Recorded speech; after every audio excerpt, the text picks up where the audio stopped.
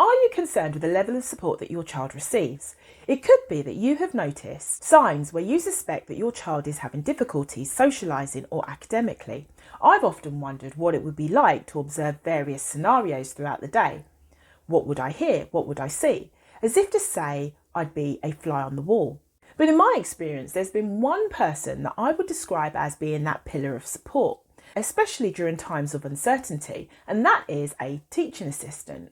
So in this video, I'm going to talk about why a teaching assistant plays a crucial role for a child with individual differences or special needs in the classroom. I will also share personal stories to illustrate how a TA can significantly shape their learning journey, and then discuss why it's so important for us parents to remain empowered and advocate for our children's needs. My name is Brenda and I'm a parent mentor and a fellow parent, and I support parents raising children with individual needs and differences to stay empowered whilst they're navigating through procedural challenges. And when I've greeted my son at the end of a school day, it brings me joy to know that he has had a happy day. And any challenges that he may have had were a lot easier for him to manage. And this made it really hard to overlook the positive impact that having a TA had in assisting him to be able to have that experience. As a TA works closely with a child in one-to-one or small groups, they may support a pupil with physical, behavioural or learning difficulties with the supervision of the classroom teacher. And the reason why I feel that that role plays a crucial part is because it allows for individualised attention to focus on a child's individual need.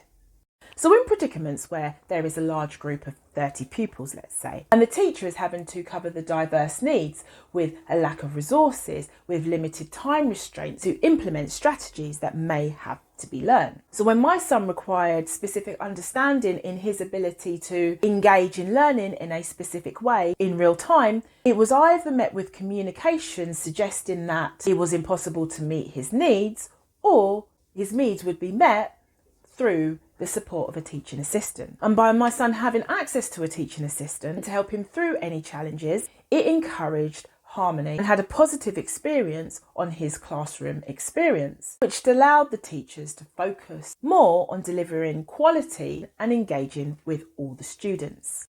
And the second crucial part of having a teaching assistant available is that it allows for encouraging engagement. When recognising the individual traits of, say, a young person living with autism, they may be vulnerable to having heightened anxiety, especially in social situations. They may have a fear of being judged by their peers or teachers, sensory sensitivity, and this could allow for, say, distractions.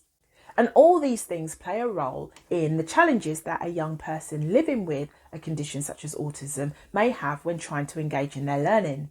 But when this is not acknowledged as a child's individual difference, it can leave them being vulnerable to falling behind. So where my son had access to a teaching assistant, their role played a crucial part in enhancing his engagement. This didn't only just boost his confidence, but also fostered his love for learning. And another crucial part that a teaching assistant played was the role of embracing difference and ensuring fairness, as this allowed for others to understand the nuances, as this required attention to detail, context, and the ability to recognise that things aren't always good or bad, right or wrong. It is beneficial for a child living with individual needs and differences to be surrounded in a school that is inclusive and has an inclusive ethos and culture, and I've highlighted the importance of this in this video here. Because in environments where there is little or no understanding of neurodiverse conditions such as autism or ADHD or PDA, it will leave a child at a disadvantage. So when my son had access to a teaching assistant that had obtained training to be able to assist him, their presence ensured that his presence and contribution was valued in the classroom. And as a parent advocating for my son whilst he was in mainstream education, he had the support of several teaching assistants.